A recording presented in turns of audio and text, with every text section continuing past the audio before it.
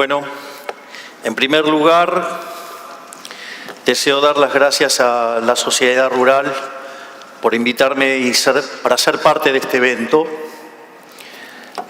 Segundo, como no puedo con mi genio, Milton Friedman decía primero los datos. Entonces Nicolás acaba de decir que en estos 20 años al sector, yo lo voy a decir abiertamente, se le robó poco más de 170.000 millones de dólares con las retenciones.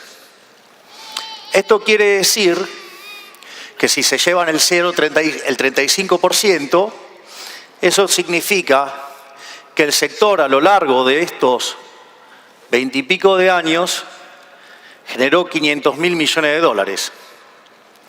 ¿Qué quiere decir eso? Porque en el medio estuvo la brecha. Esto quiere decir que el gobierno, el Estado, a lo largo de estos 20 años le robó al sector 500.000 millones de dólares con la brecha cambiaria.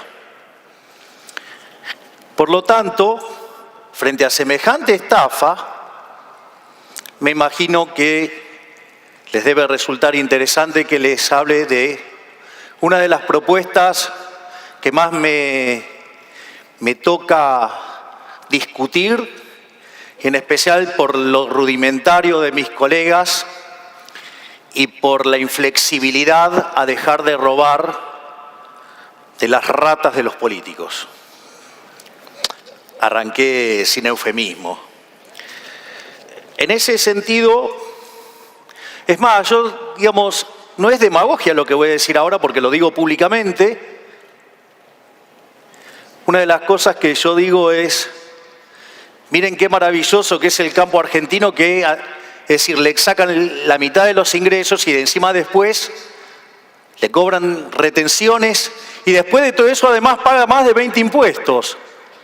Es un milagro que sobrevivan, por lo tanto, digamos, sin lugar a dudas, ustedes son el sector agropecuario más eficiente del mundo. Y negar eso es negar nuestro principal beneficio y ventaja para ser un país desarrollado.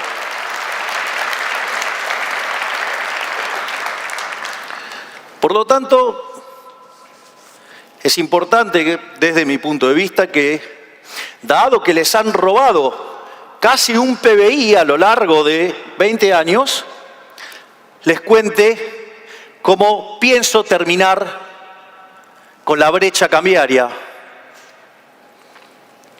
En ese sentido, si ustedes se fijan, con 100% de brecha, por cada 200 dólares le quedan 100 y después le cobran retenciones, con lo cual se quedan con 65. Por lo tanto, si uno eliminara la brecha cambiaria y eliminara las retenciones, el sector tendría que triplicar sus ingresos. Por lo tanto, me parece que algunas de las cosas que les voy a contar deben ser algo interesante, porque a partir de ahí les estarían sacando el pie de encima y podrían crecer y aportar muchísimo para la Argentina que hemos soñado. En ese sentido, también tengo críticas, no solo de colegas, sino de competidores. Y ahí quiero señalar las 3 leyes del conocimiento científico de Arthur C. Clarke.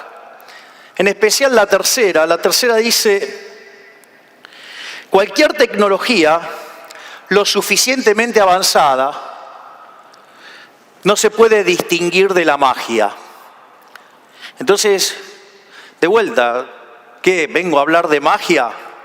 No, en realidad vengo a hablar de los rudimentarios que son los que dicen que yo propongo soluciones mágicas. Si ustedes viajaran a la década del 50, cosa que podemos hacer mirando las cosas de aquel momento, había una serie que se llamaban Los Supersónicos. Y en esa serie, por ejemplo, era algo impensado, soñado, fuera de todo contexto, que alguien pudiera hablar con otra persona a la distancia y ver la imagen. Si hoy su celular no hace eso, casi que se pegarían un tiro.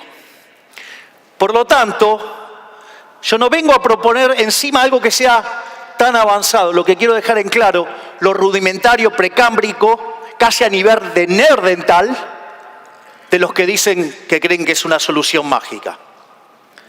Y ahí,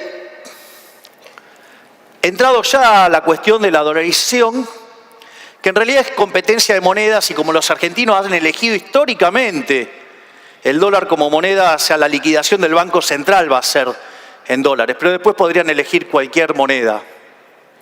Al margen de eso, hay 3 argumentos para fundamentar la eliminación del Banco Central, si ustedes quieren, dolarización.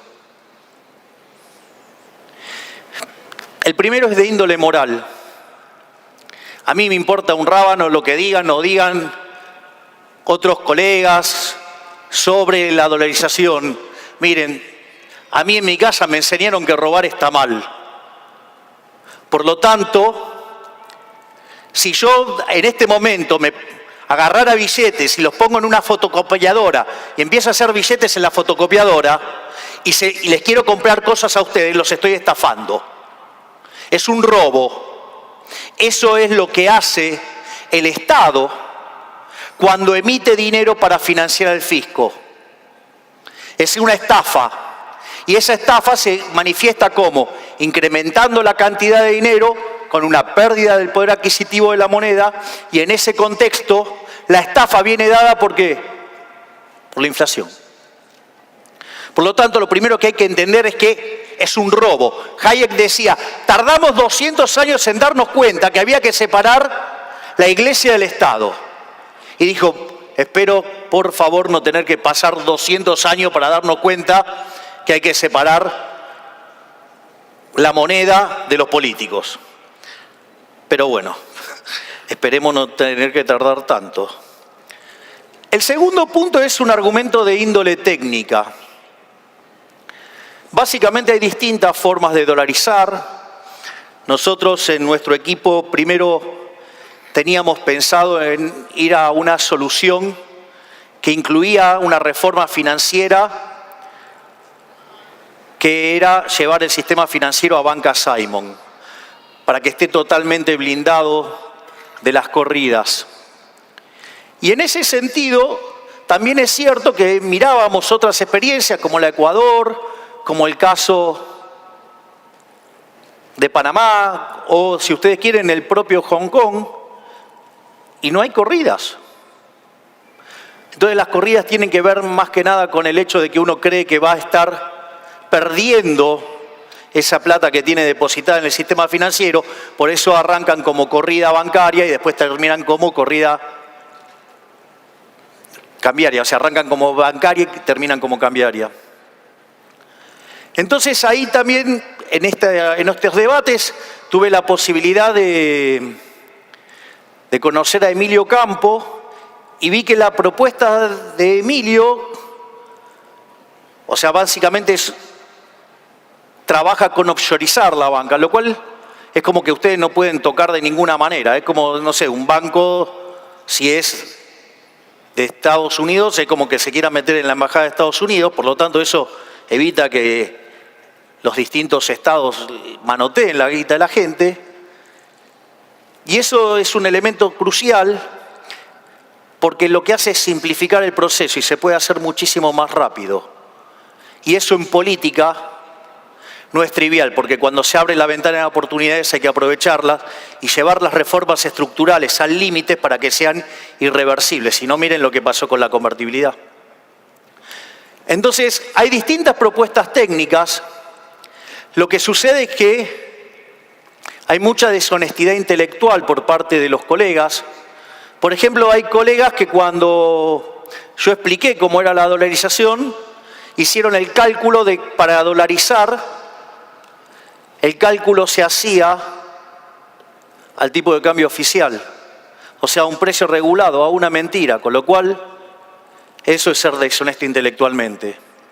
Cuando señalé que eso estaba mal, que había que hacerlo al de mercado, que no podían ser tan deshonestos intelectualmente, pasaron a decir que los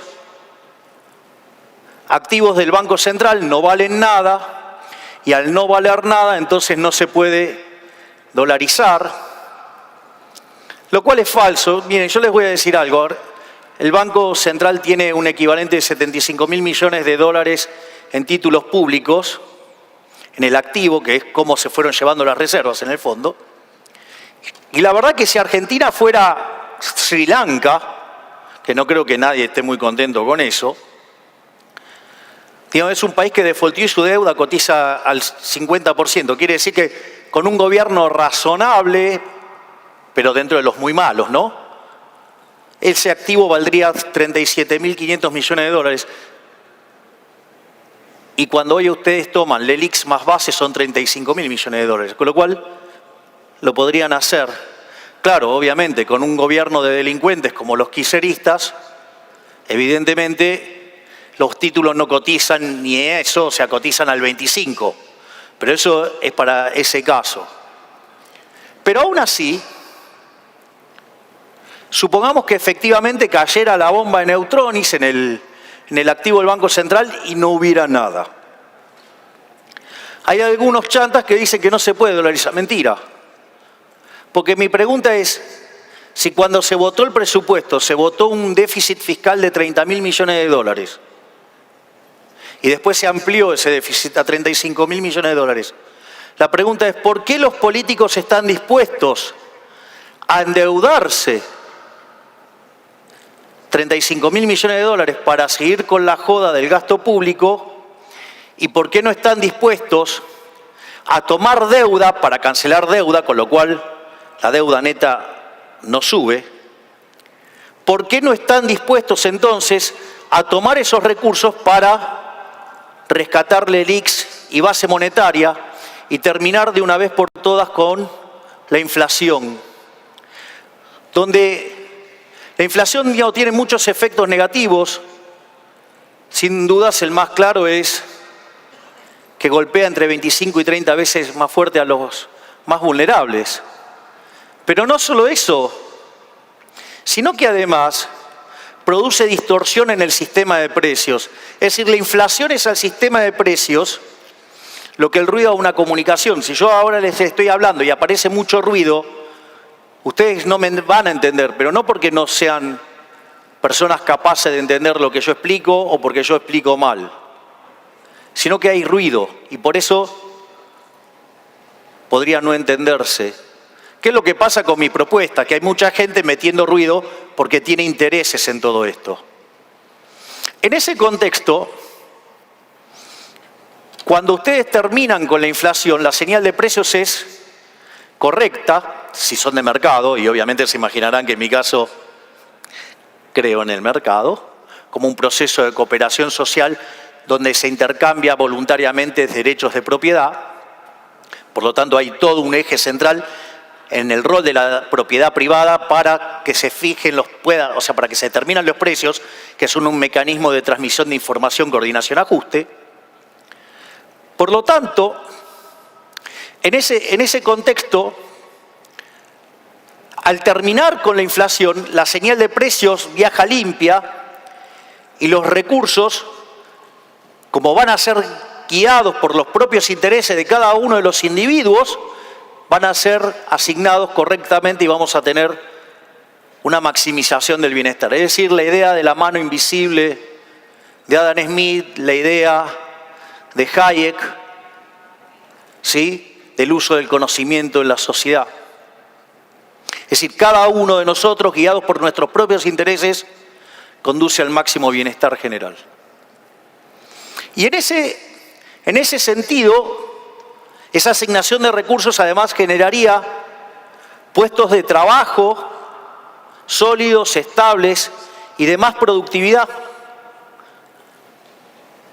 Consecuentemente, tendríamos más empleo, mejores salarios, menos pobres y menos indigentes por el solo hecho de terminar con la estafa que es justamente la política monetaria. Ahora, entonces, si esto es tan claro en lo moral que robar está mal, si es tan claro que técnicamente se puede hacer, porque aún en el peor de los casos que no hubiera un solo dólar en el Banco Central, se pueden conseguir financiamiento y para algo absolutamente improductivo como es mucho del gasto público en Argentina. Entonces la pregunta es, ¿por qué no se hace?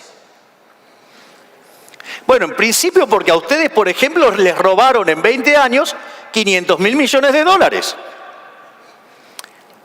Pero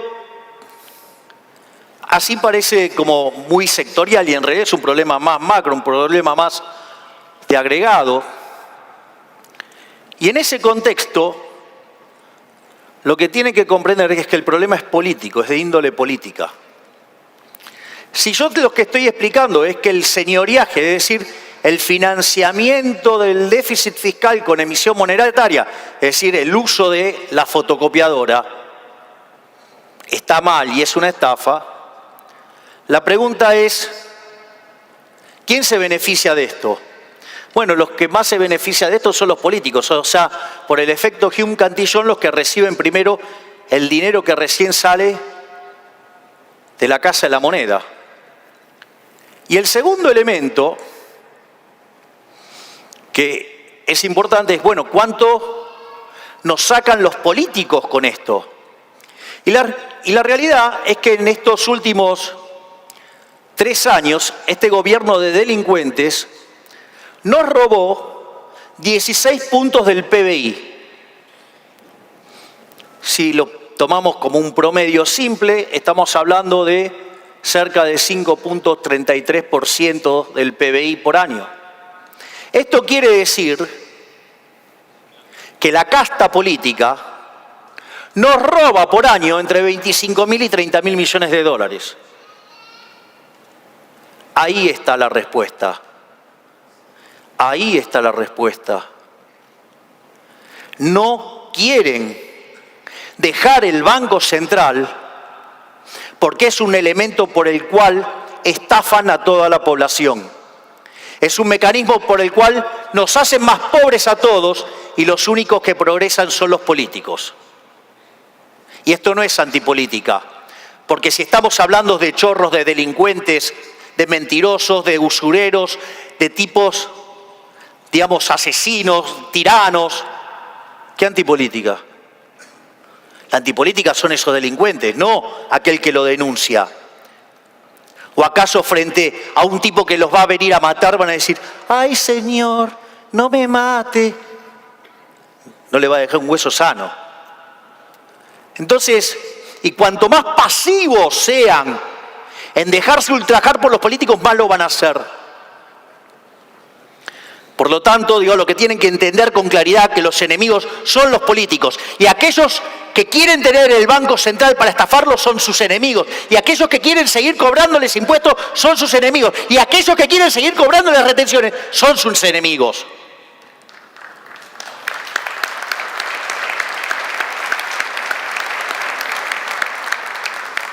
Por eso, otra parte de esto, y para cerrar la exposición, es el tema del control de capitales, que es en el fondo la brecha, es la contracara de la brecha.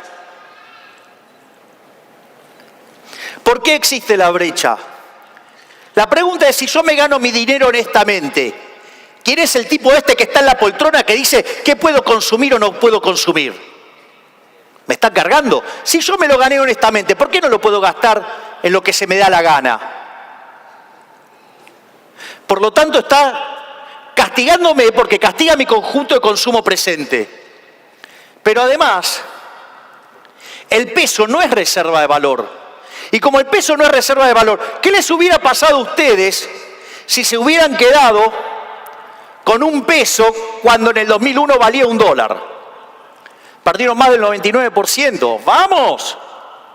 Es decir, con lo cual, no solo que afecta su conjunto de consumo presente, está afectando toda la riqueza y por ende está afectando su consumo futuro. Por lo tanto, ya eso es bastante malo. Pero no solo eso, eso además los obliga a tener más pesos que los que querrían tener en condiciones normales. ¿Y eso qué hace? Expande forzosamente la cantidad de dinero que ustedes tienen en el bolsillo y a partir de eso aumentan la base del impuesto imponible, la base imponible del impuesto inflacionario. Un impuesto no legislado, o sea, un robo. Y como si eso fuera poco, ese exceso de demanda en el mercado de divisas genera un exceso de oferta en el resto de la economía, que significa precios de los bonos destrozados, por lo tanto la tasa de interés en las nubes y un riesgo país descomunal, 2.500 promedio, 5.000 en la punta corta. Significa desintermediación entre ahorro e inversión, el ahorro que se fuga y la inversión que se destruye, que penaliza el nivel de actividad, porque hoy tenemos el mismo nivel de actividad que teníamos en el 2011, por lo tanto estamos 13% abajo en términos de PBI per cápita, y eso hace que caiga la demanda de trabajo, que sigue clavada en el sector privado formal en 6 millones, hoy ya hay más gente fuera del mercado que dentro.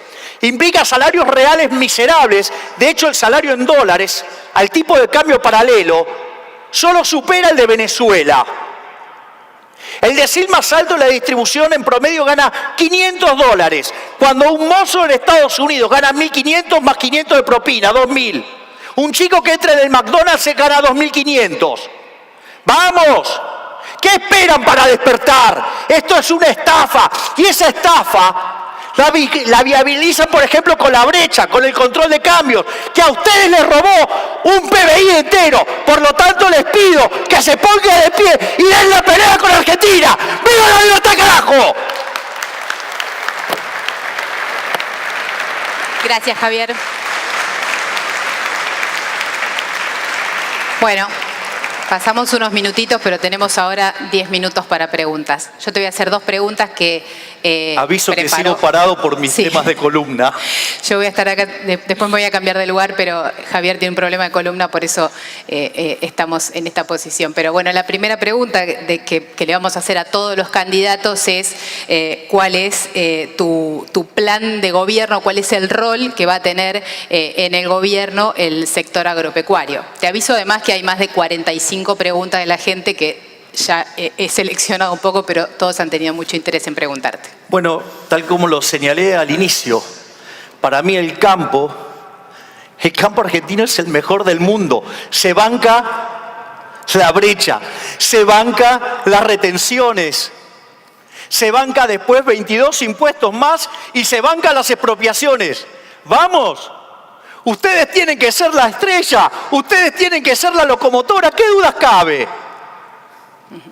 Y después la otra pregunta de la institución es, teniendo en claro que para vos las retenciones son un mal impuesto, ¿cómo te imaginás un gobierno sin retenciones y con un tipo de cambio único? ¿Cuál es el impacto de esas decisiones? Buenísimo. Vamos por partes. Obviamente que si avanzamos en la eliminación del Banco Central, supongamos que los argentinos eligieron el dólar, dolarización. La primera buena noticia, ¿cuál es? No hay más brecha. Se acabó la brecha. Hay un solo precio para el dólar. O si ustedes quieren, el resto de los precios quedaron todos expresados en dólares. Se acabó la brecha. No hay más brecha. Mercado libre. Fíjense esto, porque si además, si yo de vuelta hago la cuenta de nuevo, si de 200 recibo 100 por el efecto de la brecha y dólares que ingresan pero que se los dan después a los amigos a un tipo de cambio diferencial, y además después me cobran 35%, me quedaron 65. Por lo tanto ahora de 65 voy a pasar a 200. No solo que voy a tener limpia la señal de precios, habrá prosperidad enorme en el campo y eso va a tener impacto sobre todo lo relacionado con el campo y sobre toda la economía. Porque cuando un sector le van bien a todos. Y ahí, esto es un pequeño desvío sobre lo que preguntó Cecilia recién, pero que vale la pena aclararlo, porque hay gente que dice que ir a una dolarización es una hiperinflación. Yo, digamos, sinceramente, a mí me cuesta pensarlo, a veces me cuesta imaginar lo bruto que son mis colegas. La realidad es que cuando ustedes demandan dinero, que es un invento del sector privado, el primer dinero fue el ganado, en la época que los hombres eran nómades, después fue el trigo, el lino, el café, o sea, el tabaco. Es más, miran películas de cárcel y el dinero era los cigarrillos. Es decir, ustedes no demandan dinero porque si demandan dinero, básicamente ¿para qué? Para hacer transacciones. Y como hay problemas de indivisibilidad y problemas de doble coincidencia, que es el problema de la economía de trueque, utilizan un bien de intercambio indirecto. Por eso dio todas las monedas que señalé antes, que fue lo que fue inventando el hombre para resolver estos problemas de los intercambios. Es decir, que en el fondo el dinero está vinculado a las transacciones que ustedes van a hacer. Entonces, si la demanda real de dinero está vinculada a las transacciones que ustedes van a hacer, si no cambiara nada, ese número es una roca, por decirlo de alguna manera. Ese número está determinado por las transacciones presentes y futuras que ustedes van a hacer. Eso es la demanda real de dinero. Quiere decir que esto debería ser igual a la oferta real de dinero, es decir, la oferta nominal de dinero dividido el nivel de precios. Entonces, obviamente que si por alguna cuestión la gente le agarrara un ataque de pánico y saliera huyendo del dinero y quisiera hacer la demanda de dinero cero, porque está espantada, ustedes van a tener una hiperinflación. ¿Por qué? Porque van a tener la cantidad nominal de dinero, para que eso se iguale a cero, los precios tienen que tender infinito. Eso pasó en Argentina, pasó en la hiperinflación de Alfonsín en el 89, pasó en la hiper cuando tuvo Menem. Entonces la pregunta es, ¿por qué no pasaría ahora? Bueno, porque a diferencia de esos brutos, yo entiendo lo que técnicamente se llama condición de transversalidad. Cuando ustedes están usando esos dólares, ya sea o porque lo hicieron con los bonos que tiene el Banco Central, o por el que lo hicieron con un arreglo para sanear el activo del Banco Central, o sea que o en el peor de los casos, tomamos deuda para hacerlo, ustedes lo que están haciendo es rescatar la cantidad nominal de dinero. Es decir, que si se quiere hacer cero la demanda de dinero, lo cual va a pasar porque ustedes van a dolarizar, significa que esa oferta real de dinero no se hizo infinita, no se hizo cero porque los precios tienden infinito. Se hizo cero porque no existe más ese pasivo del Banco Central. Javier, tenemos un poquito menos de 4 minutos. Por eso, y te quiero hacer dos preguntas. Lo que quiero decir es que bajo esta situación no hay hiperinflación. Hiperinflación genera las otras situaciones donde tienen dinero y saquean al Banco Central. Y como no tienen con qué respaldarlo, entonces los precios tienden infinito. Es decir, perfecto, están proyectando los problemas de los demás, que no me lo carguen a mí. Si rescatamos toda la base monetaria y las LELIQ, las chances de hiperinflación es cero. Javier, una de las cosas que más preguntan y de distinta manera o con distintos formatos es un poco cómo gobernarías en minoría, cómo conformarías tu gobierno, con quién harías alianzas. Tiene distintos formatos esa pregunta. Te pido que sea lo más breve posible porque estamos jugados con el tiempo. A ver, es democracia, son las reglas de juego. O algunos son tan totalitarios que quieren gobernar con 2/3 de la Cámara para tener una escribanía que le levanten la mano todo el tiempo, como tienen acá en la Ciudad Autónoma de Buenos Aires. Con lo cual, a mí con argumentos totalitarios no. Punto 1. Punto 2. Yo, digamos, ejemplo, lo hago con la dolarización. Ok, yo hago la propuesta. Supongamos que el Congreso me la rechaza. ¿Ustedes creen que me voy a poner a llorar? ¿No? ¿Qué voy a hacer? Voy a hacer una consulta popular, que es distinto al referéndum. El referéndum necesito la aprobación de las cámaras porque porque es vinculante. La consulta popular no. Entonces lo vamos a someter a la voluntad de la población.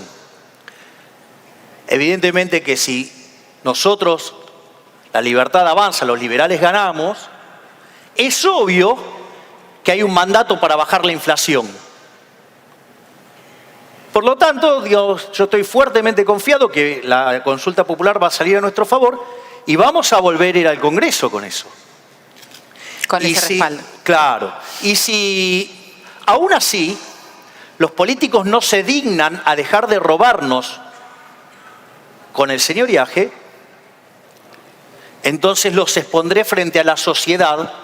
Mientras que la sociedad está cansada de la inflación, les mostraré quiénes son los políticos que quieren seguir estafándolos, porque si ellos van a jugar fuerte, yo también voy a jugar fuerte. La otra pregunta... No, pero dame un segundo, porque... Dale, pero... Y si no puedo avanzar de ninguna manera con esto, le voy a pegar un hachazo al gasto público tan grande que el Estado, en lugar de ser un mecanismo de expansión de la oferta monetaria para financiar al fisco, se va a convertir en una máquina de absorber pesos. Por lo tanto, sea como sea, no me importa, voy a avanzar y yo voy a terminar con la inflación. Javier, la última, te pido una respuesta muy breve, casi no tenemos tiempo, pero no quiero dejar de hacerte las preguntas del público. Varias de las preguntas también tienen que ver con algo que le preocupa mucho a la gente del campo, que es cómo se desarrollan en tu programa de gobierno caminos rurales, rutas, puentes, la infraestructura. Hablan incluso hasta de las escuelas rurales, que son un dilema para muchísimos pueblos. A ver, una de las cosas que nosotros estamos proponiendo, por ejemplo, respecto a las rutas, es ir a un sistema de iniciativa privada a la chilena.